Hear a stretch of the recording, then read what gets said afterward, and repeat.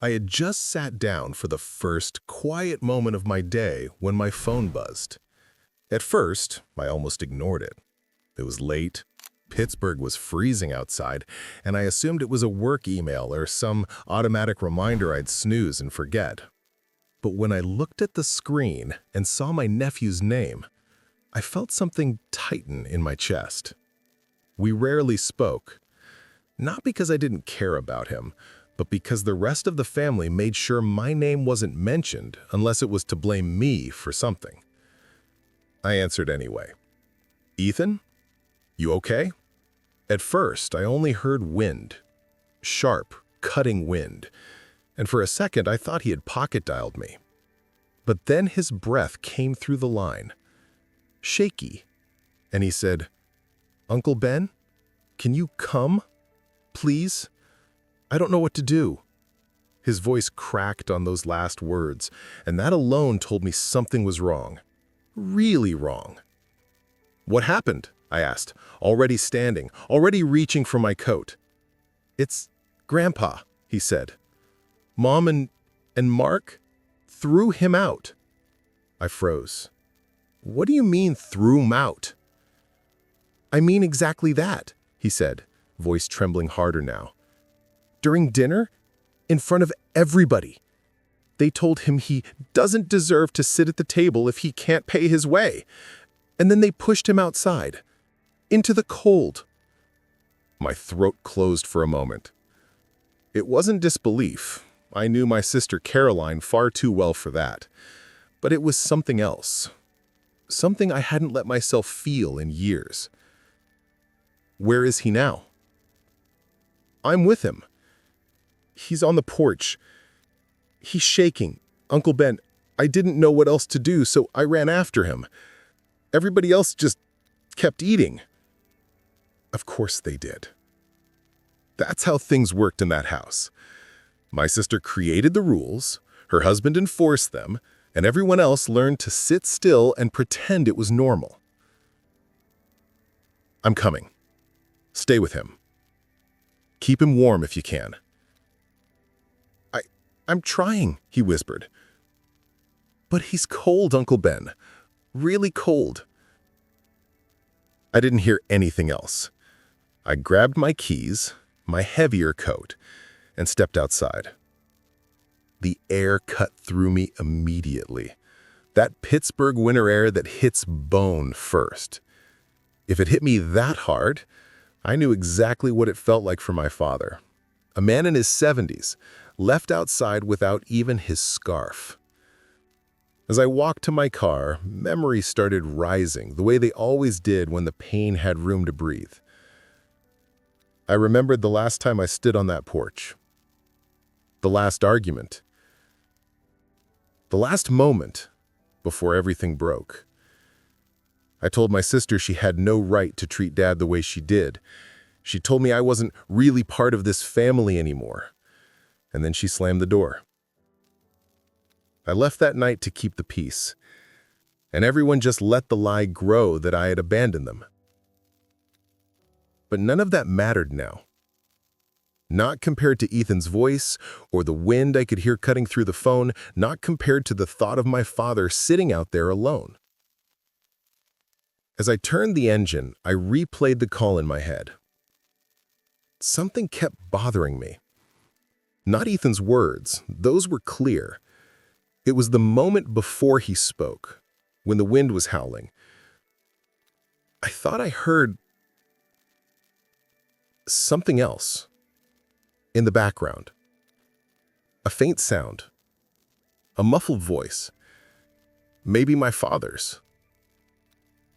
Maybe something he said that Ethan couldn't bring himself to repeat. Whatever it was, I felt it prick the back of my neck as I drove into the night, because it didn't sound like fear. It sounded like finality. Something a man says when he's already lost too much and can't afford to lose anything else. And I wasn't ready to hear what that might be. I turned onto my sister's street faster than I should have, but the roads were empty and the cold made the neighborhood look frozen in place. Her house sat at the top of the cul-de-sac, glowing warm and yellow from the inside, like everything in there was safe and civilized. But I knew better. I'd known for years that nothing in that house was what it pretended to be. Ethan was standing on the porch, his arms wrapped tight around my father, trying to block the wind with his own body. Dad looked small, smaller than I remembered. His shoulders hunched forward, his hands shaking uncontrollably, breath fogging in quick, shallow bursts. I felt something inside me twist, something that had been trying to stay numb for a long time. "Dad?" I said softly as I ran up the steps. His eyes fluttered open at the sound of my voice. For a second there was confusion, then recognition, then something deeper, almost shame. Like seeing me reminded him of something he wished he'd handled differently. But none of that mattered right now. "Let's get him to the car," I told Ethan. He nodded and helped me lift Dad to his feet. His legs barely held him. I pulled off my own scarf and wrapped it around his neck before we moved him carefully across the walkway. Behind us, the front door opened. I didn't turn around. I didn't need to. I knew the rhythm of that door, the sharp click it made when pushed open with irritation instead of care. "Benjamin?" My sister's voice came, sharp as ice. "What are you doing here?" Ethan stiffened. Dad flinched. I kept walking. "Benjamin!" she snapped louder. I finally turned. She was standing in the doorway with her arms crossed, expression pinched in that familiar blend of superiority and annoyance she'd mastered over the years. Mark, her husband, stood behind her with a beer in his hand, looking like he'd been dragged from his seat at the table. "Dad's coming with me," I said, keeping my voice even. "He doesn't live with you, and he doesn't get to cause scenes. Caroline, it's 20 degrees out here." She shrugged. "Maybe he'll learn something." Ethan inhaled sharply beside me, but I squeezed his shoulder to keep him quiet. I looked past her into the house. The dining table was still set. Plates, half full. Chairs, scooted back from where people had stood. And yet, everyone had gone back to their meals. They had all watched an elderly man be put outside like garbage and just kept eating. It was then that Caroline said the line that settled this moment into my memory like a scar. "If he can't pay his way, he doesn't deserve a seat at this table." Ethan whispered, "Mom," but she ignored him. I felt the cold hit my spine in a way the winter wind never could. "We're leaving," I said, turning away again. "That's all you need to know." She scoffed. "You always think you know better than everyone else." Mark muttered, "Let him go, Caroline. He'll bring him back when he realizes how much work it is." I didn't respond. Some words don't deserve answers. We reached my car and I opened the passenger door for Dad. As I helped him in, his coat shifted slightly and something fell from his pocket, landing on the snow with a soft, muted thud. A folded bundle of papers. I bent to pick it up. The top page was an old bill, then a medical receipt, and beneath that, something handwritten. My own handwriting? My eyes caught the date. A date that shouldn't have been on anything he was still carrying. A date from the night everything in our family broke. The night I left this porch for the last time. And as I slid into the driver's seat, the papers now resting in my coat pocket, I felt the weight of that night return. Heavier than the cold outside, heavier than my sister's voice, heavier than the years we'd all lost. Because whatever Dad had kept all this time, it wasn't just paper. It was a truth he hadn't dared let go of. The house was quiet when we finally walked through my front door. I turned the heat up, brought blankets, made tea, kept my hands busy while my mind raced. Dad sat on the couch, shivering less now, but distant, as if parts of him were still standing on that porch, waiting for permission to come back inside. Ethan hovered nearby, unsure if he should sit, stand, or apologize for things that weren't his fault. I didn't push either of them. Instead, I went to the kitchen table and unfolded the bundle of papers that had fallen from Dad's coat pocket. They were soft at the edges, worn from years of being kept too close. The first few pages were receipts, utility bills, statements with my sister's name on them but charged to my father's account. Nothing surprising there. I always suspected they leaned on him financially far more than they ever admitted. But then I reached a page that made my breath stop. It was a letter. In my own handwriting. I knew the style of those loops and lines. I wrote it when I was still trying to reason with my sister, before I understood that reason was never what she wanted. The date was from nearly a decade ago. The same night everything fell apart. "Dad," I said quietly, "why do you still have this?" He didn't answer at first. His hands tightened around the mug I'd given him, and he stared at it like he was afraid to look up. Ethan glanced between us, sensing the shift. I unfolded the letter fully and began to scan its contents. I had written it the night I confronted Caroline and Mark, when I told them they didn't have the right to pressure Dad into signing documents he didn't understand. I remembered arguing about some agreement Mark had typed up, trying to convince Dad to put financial control in their hands. I remembered shouting. I remembered fear. Not for myself, but for my father, who had never been good at standing up for himself against the people he loved. But I had forgotten what I'd written afterward. In the letter, I told him I was sorry for raising my voice. I told him I'd always protect him, even if it meant stepping back so the fighting wouldn't get worse. I told him he didn't have to choose sides, that I'd leave so Caroline would calm down. I told him I loved him, even if we didn't talk for a while, and that he should never sign anything he didn't understand, no matter who put it in front of him. And at the bottom, in handwriting shakier than the rest, was a second note, one I hadn't written. It said, "I know you were right. I'm sorry, Dad." My throat tightened. "Dad, why didn't you tell me this?" I asked softly. Dad's eyes lifted, tired, ashamed, full of something heavier than guilt. She said you wanted nothing to do with us, Benjamin. That you were angry. That you blamed me." "That's not true," I said immediately, leaning forward. He nodded slowly. "I know that now. But at the time, she showed me a message on her phone, said it was from you." I felt something cold settle in my chest. "A message?" "A text," he whispered. "You said you were done, that you needed distance from all of us." "I never wrote that," I said, low and steady. Dad closed his eyes.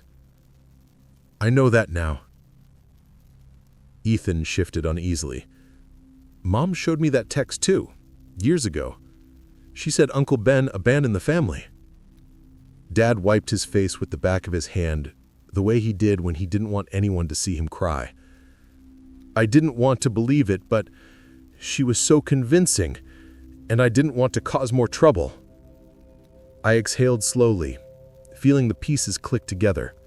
The false narrative, the isolation, the years of silence, all carefully constructed by Caroline and Mark.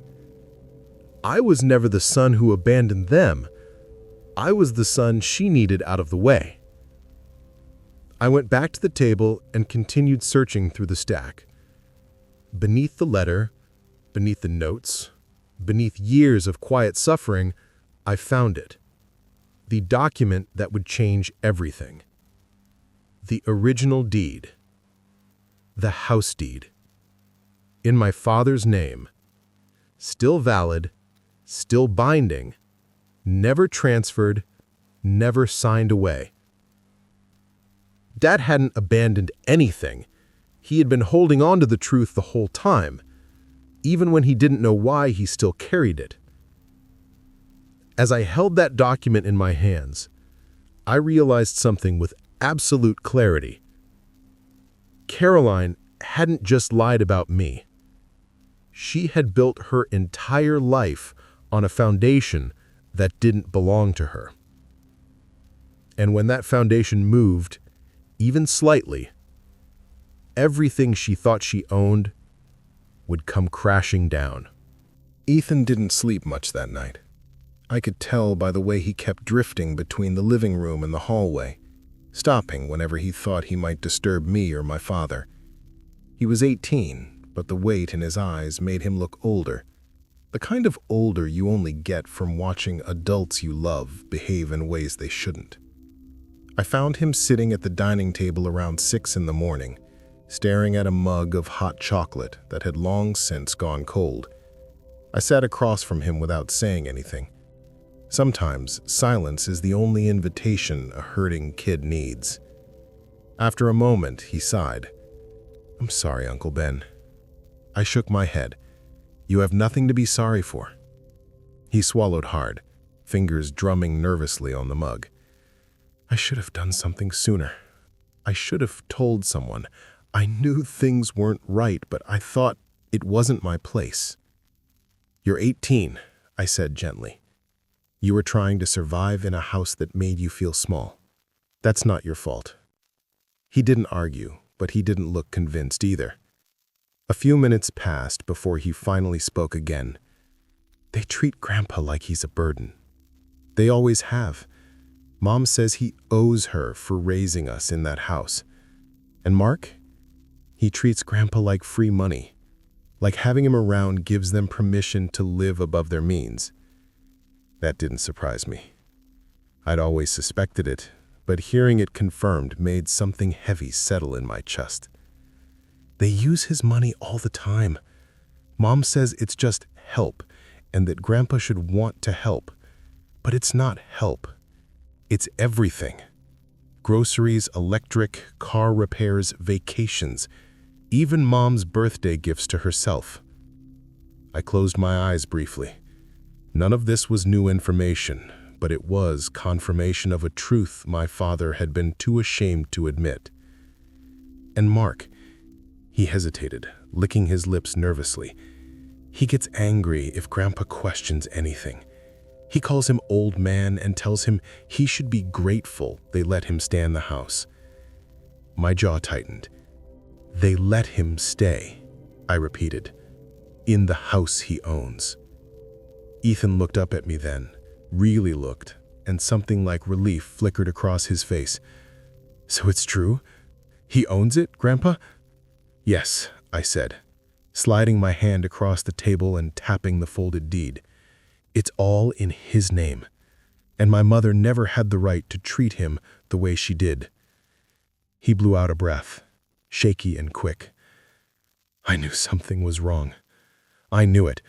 But Mom said you were the one who caused all the problems years ago, that you abandoned us, that Grandpa covered for you. I blinked slowly. "Is that what she told you?" He nodded. "Since I was a kid." I took a moment before responding, because the sting of those words hit harder than I expected. "Ethan, I never abandoned this family. I stepped away because staying would have made everything worse for your grandfather. Your mom didn't want anyone questioning her. Not me, not him, not you." His voice cracked. "I'm sorry I believed her. You were a kid. You believed the adults who were supposed to protect you. That's not your failure." He lowered his head again, and for a long moment neither of us spoke. Eventually, he reached into his pocket and pulled out his phone. "There's something else," he said. "Something you think I need to see." He scrolled for a second, then turned the screen toward me. It was a photo of a credit card statement, one of the cards in my father's name. The most recent purchase made my stomach twist. $1,742. I read, "At a jewelry store?" Ethan nodded, ashamed on behalf of people who didn't deserve his loyalty. Mom said Mark bought her an anniversary necklace. She posted it on Facebook. She said Grandpa insisted on paying because family comes first. I sat back in my chair, the truth settling over me with stunning clarity. They weren't just using my father. They were bleeding him dry. Financially, emotionally, physically. Ethan's voice dropped to a whisper. "There's more, Uncle Ben. A lot more. And I can show you everything." I held his gaze, steady, deliberate, and nodded. "Then it's time," I said, "to finally see how deep this goes." And somewhere behind us, in the quiet of the house, I heard my father stir, as if he sensed that the truth he'd been carrying alone for years was finally about to breathe. By mid-morning, the sun had finally pushed through the Pittsburgh clouds, but it did nothing to warm the day. The cold felt sharper, almost purposeful, like the world itself was reminding me that some things had been left frozen for too long. Dad moved slowly, but he insisted on coming with us. I offered to let him rest, but he shook his head, jaw set with a quiet determination I hadn't seen in years, maybe ever. Ethan sat in the back seat, phone in hand, a quiet witness to all of it. He wasn't just observing anymore, he was choosing a side. We arrived at my attorney's office downtown. Joseph Kramer had been a friend since college, a good man, patient, meticulous, and painfully honest for a lawyer. If there was anyone who could help us untangle the mess Caroline and Mark had built, it was him. Joseph greeted us with that calm, steady nod he always gave when he already knew something was wrong. "Ben," he said, eyes flicking to Dad and then to Ethan, "come in."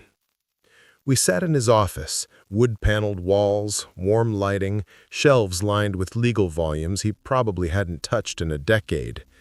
Dad held the deed in his hands like it might crumble if he loosened his grip. "All right," Joseph said, adjusting his glasses. "Tell me everything." I did, from the dinner incident to Ethan's call, to the documents we found, to the years of manipulation and financial abuse. Joseph listened, occasionally jotting down notes, but mostly just watching my father. When I finished, he reached for the deed. "You're absolutely right.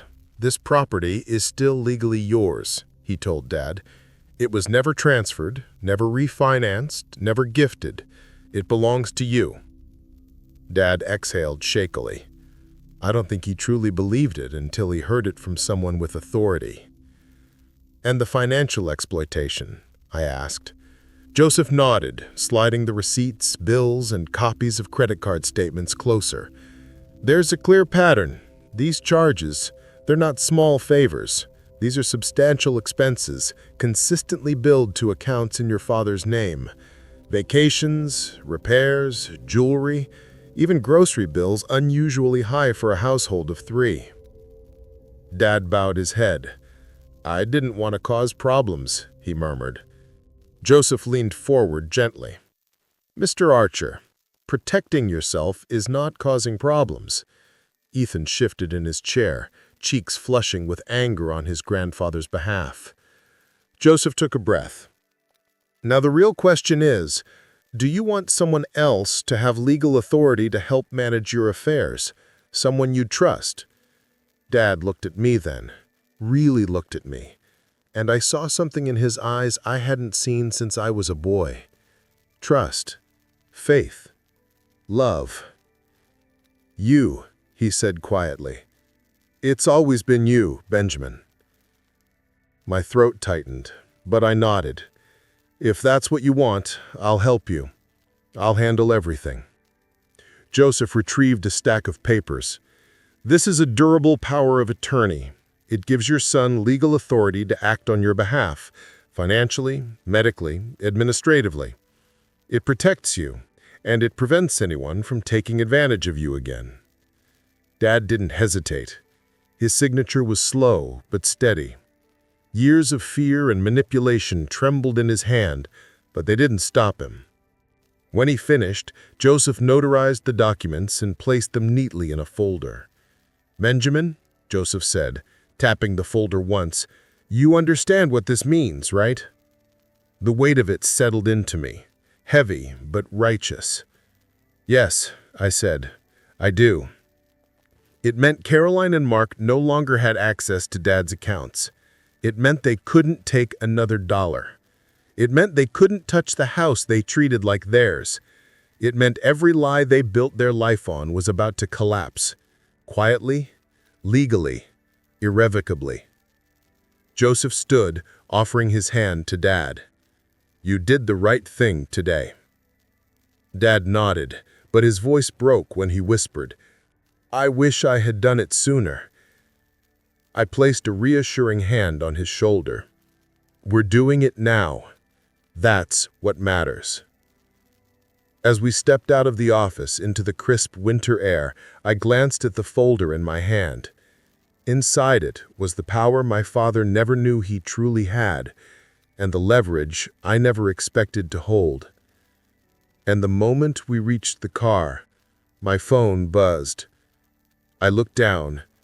It was Mark, calling. And he never called me unless something was breaking. I let the phone ring twice before I answered, not out of hesitation, but out of a calm I knew would unsettle Mark far more than anything I could say. When I finally slid my thumb across the screen, I didn't speak. I just held the phone to my ear and waited. "Benjamin," he snapped, voice already raised. "What the hell is going on? Caroline just tried to use the grocery card and it got declined. Declined. Do you understand how embarrassing that is?" I didn't respond.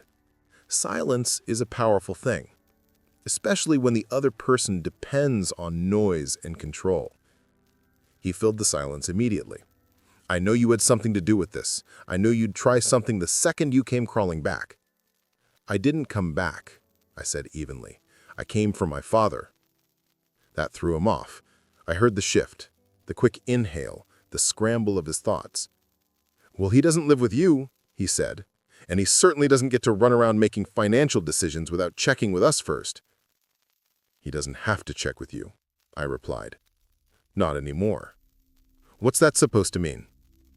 "It means," I said, opening Joseph's folder in my lap, "the power of attorney has been reassigned." Silence. Thick. Heavy. I could almost hear his brain twisting around the implications. You can't do that," he sputtered. "Caroline will fight this. She won't win," I interrupted, my voice never rising.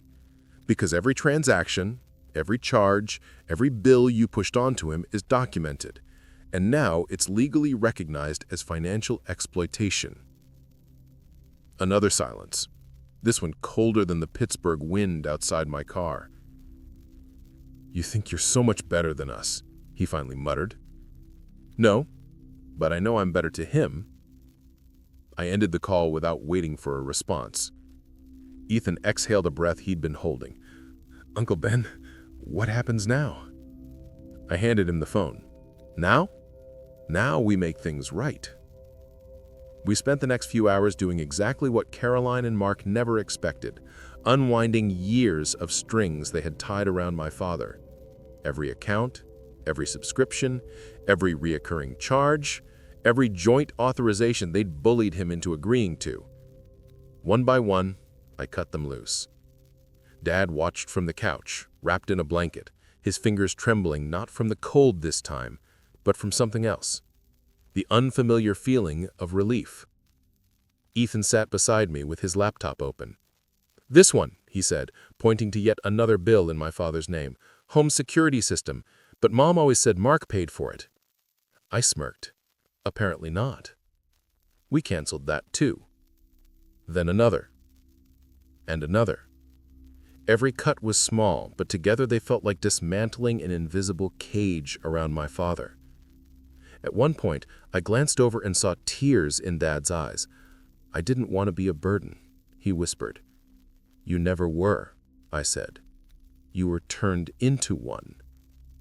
He nodded, absorbing that truth slowly.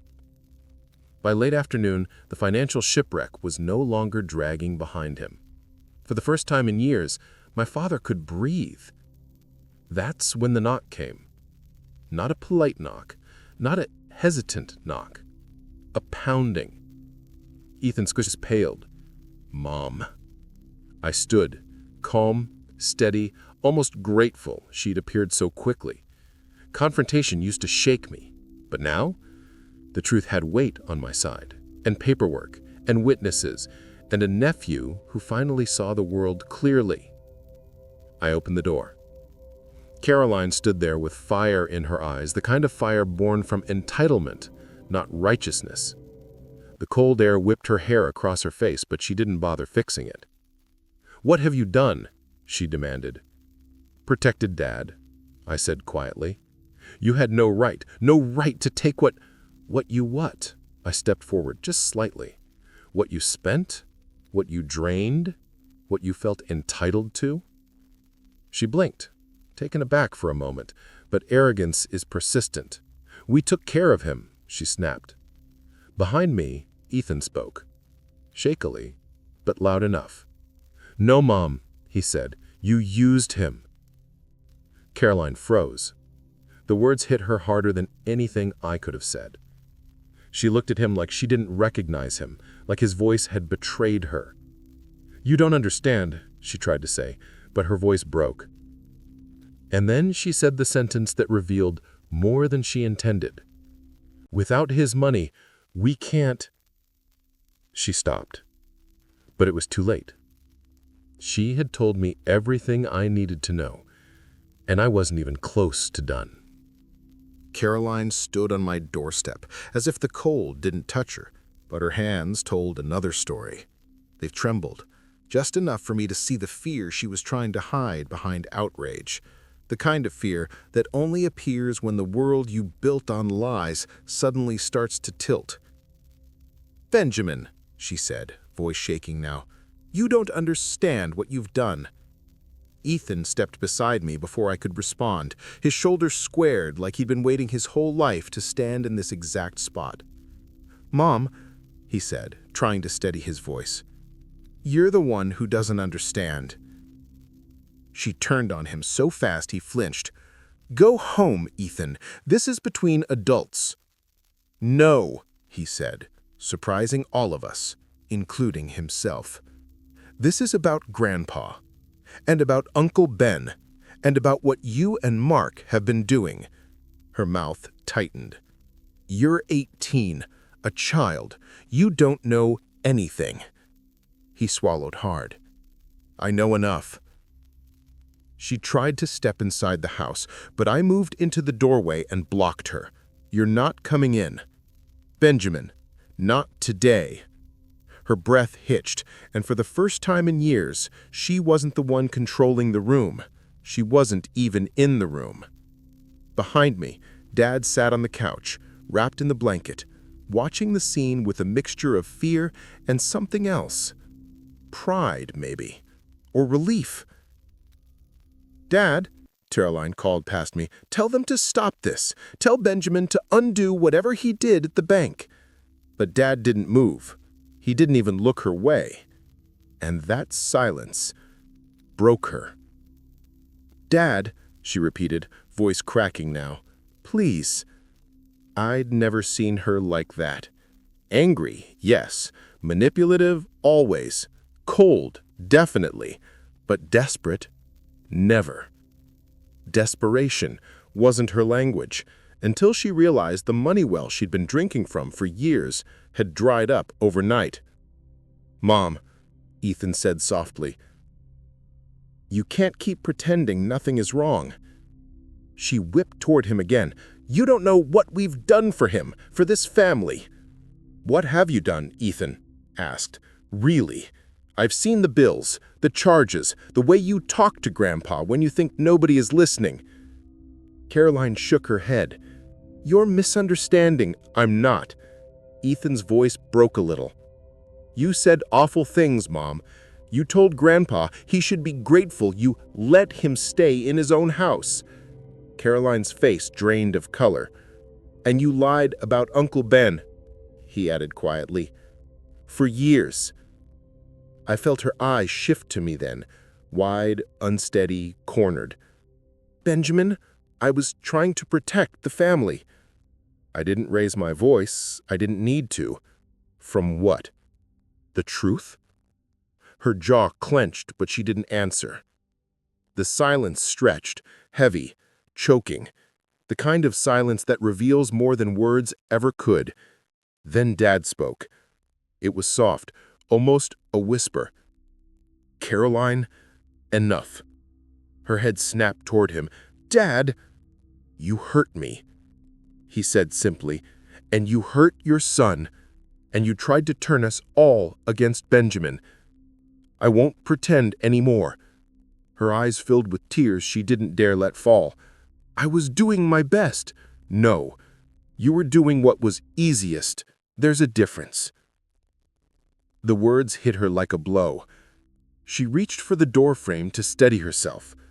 For a second, she looked small, like the little girl she once was, the little girl Dad always tried to protect even when she didn't deserve it.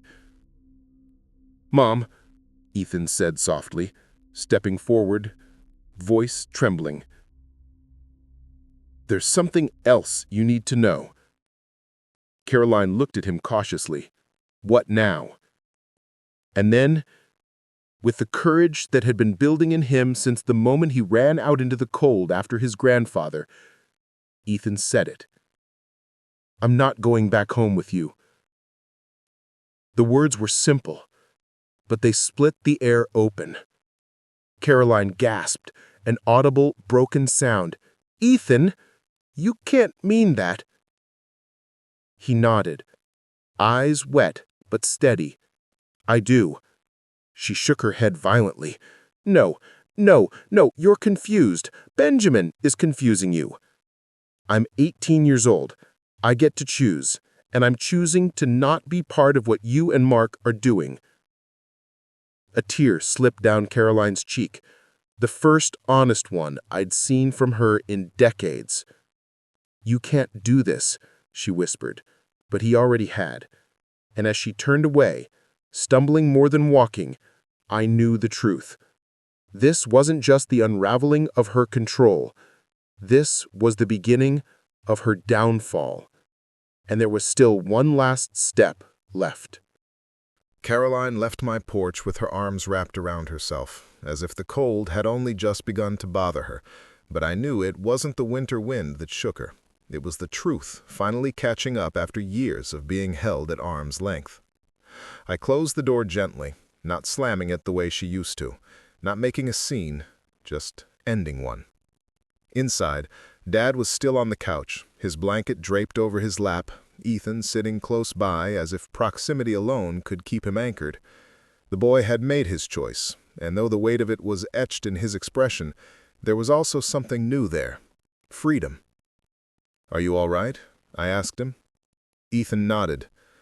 I didn't want to say it like that, but it felt like the only honest thing I've said in a long time. Dad reached out, his hand resting gently on Ethan's arm. "You did the right thing," he whispered. "Sometimes doing right hurts first." I sat beside them, the folder from Joseph resting on the coffee table. Everything we needed, everything Caroline never expected to be used, sat inside that folder. The deed, the power of attorney, the statements, the documentation of years of financial exploitation. All the truths they thought would stay buried. "Benjamin," Dad said softly, his voice aging in real time. "I never wanted things to come to this. I know, but it's already happened. Now we just make sure it never happens again." He nodded, sinking into the cushions as if decades of tension had finally loosened their grip. The next morning, Joseph filed the necessary notices, Quiet, professional, irreversible.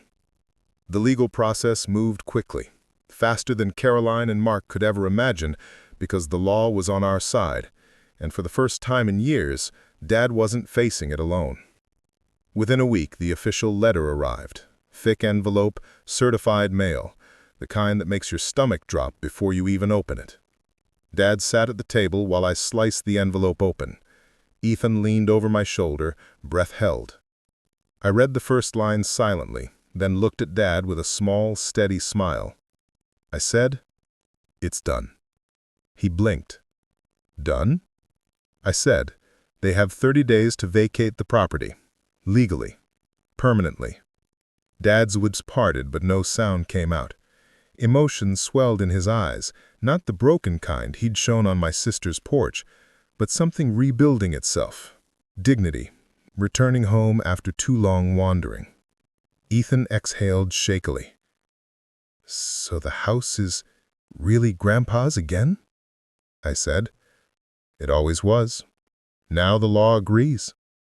Dad didn't speak for a long time. His hand trembled as he reached for the letter, running his finger across the text as if touching the words could finally make them feel real. "Benjamin," he whispered. "Thank you." I shook my head. "You don't thank family for protecting you. Not the kind that means it." He looked at me then the way he hadn't looked at me in years, with pride, with relief, with the peace of a man who finally had someone standing between him and the people who once claimed to love him. 30 days passed quickly. Caroline avoided us entirely. Mark sent one text, an apology disguised as self-pity that I didn't respond to. Ethan stayed with us, visiting the house only to collect his things, returning each time with a little more clarity in his eyes. And on the 31st day, the house was ours again. Not because of anger, not because of revenge for its own sake, but because justice, quiet, steady, honest justice, had found its way home. I drove Dad to see it that afternoon. Snow dusted the ground, the air crisp, the world oddly still. He stood in front of the house for a long time, taking it all in. "This never should have happened," he murmured. "No," I agreed. "But we're here now." He nodded, his breath visible in the cold. "I thought I lost everything, Benjamin." I said, "You didn't lose me. Not then, not now." He slipped his arm through mine, leaning into me with the kind of trust that can only be rebuilt through truth. And when we walked inside, slowly, quietly, I felt the weight of years finally lift. Later that night, back at home, I reached into the old envelope of documents. Something had slipped behind the stack, a page I hadn't noticed before. When I pulled it free, my breath caught. Because what I held wasn't a bill, or a deed, or a legal form. It was a letter. Not from me, not from Caroline, but from someone else. Someone my father had never spoken about. And the moment I saw the name at the top, I knew. Our story wasn't finished yet.